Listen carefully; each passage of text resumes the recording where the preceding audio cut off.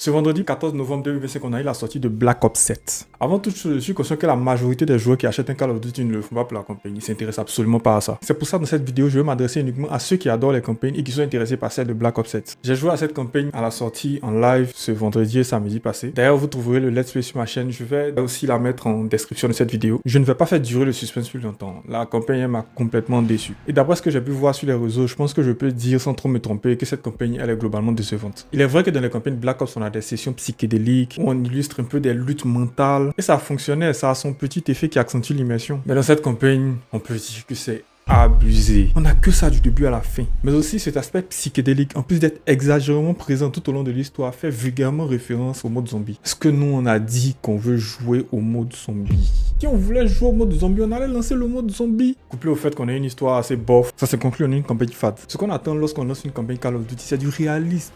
Des personnages marquants par les carrures de soldats, des actions incroyables qu'ils réalisent. La sensation d'être plongé en plein milieu d'une guerre intense dans des lieux qu'on n'imagine même pas possible. Ressentir les émotions d'un champ de bataille où il se passe plein de scènes remarquables. De l'action bien scénarisée qui suscite de l'émerveillement, de la stupéfaction, de la surprise, de la peur, diverses émotions. Mais non, avec toutes les possibilités que nous offrent les technologies d'aujourd'hui, les graphismes réalistes et tout, voilà ce qu'on nous sert.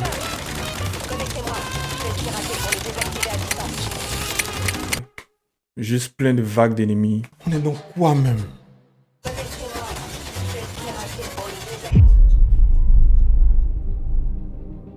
Pour comprendre pourquoi les campagnes Call of Duty deviennent de plus en plus nazes, il faut remonter au 26 septembre 2017, la date de sortie de Fortnite Battle Royale. Bien qu'il soit loin d'être le premier Battle Royale, son succès l'impose comme celui qui démocratise cette catégorie de jeux. En 2019, c'est 1,8 milliard que Fortnite génère à Epic Games, ce qui lui a valu d'être le jeu free-to-play le plus rentable de l'année 2019. Pour vous donner une idée, durant cette même année, Call of Duty avec Modern Warfare a généré un peu plus de 1,1 milliard de dollars. Bien que ce soit un énorme succès, on parle quand même d'une différence de presque 1 milliard de dollars. Ces chiffres énormes ont donné envie à tous les studios d'avoir leur propre Battle Royale. C'est ainsi que sort le 10 mars 2020 Warzone.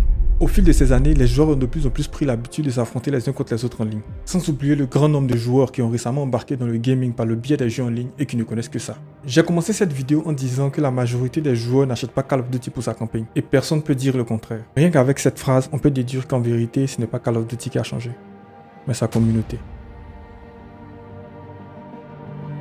En faisant cette campagne, je me suis rendu compte que Activision se fiche royalement des campagnes actuellement. Un peu comme sa commu quoi. Ce qu'on va pas se cacher est complètement logique. Si la majorité des joueurs achètent Call of Duty principalement pour le multi, dans ce cas il est normal de prioriser celui-ci au détriment de la campagne. On ne peut pas tout rendre parfait, ni même plaire à tout le monde. C'est juste dommage pour les personnes comme moi qui adorons les campagnes et qui perdent les sensations qu'un Call of Duty procura à l'époque. Et ça, les studios l'ont remarqué. C'est pour ça qu'on a assisté ces dernières années à des tentatives de sortie des jeux sans des campagnes. Je parle là de Black Ops 4 et de Battlefield 2042. Suite aux événements que j'ai précédemment cités, les studios ont complètement changé leur vision sur la façon de maximiser la rentabilité des jeux de tir style FPS TPS. Avant tout ça, pour aboutir à un FPS à succès, il fallait proposer une aventure incroyable.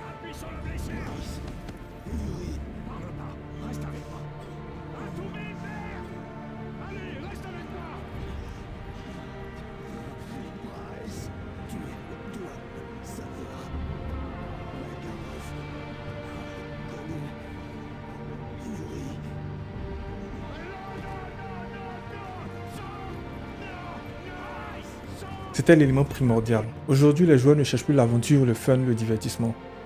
Ils veulent être les meilleurs.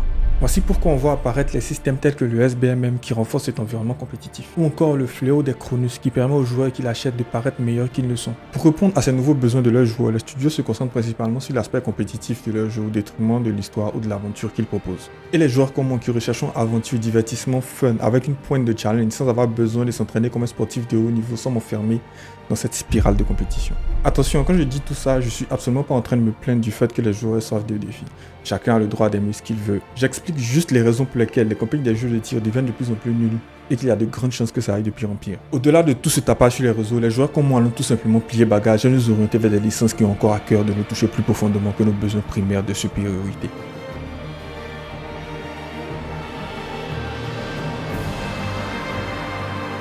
Notez bien ce que j'ai dit. Ce sont les vainqueurs qui écrivent l'histoire. L'histoire est pleine de menteurs. S'il survit et que nous mourrons, sa vérité sera écrite et la nôtre perdue.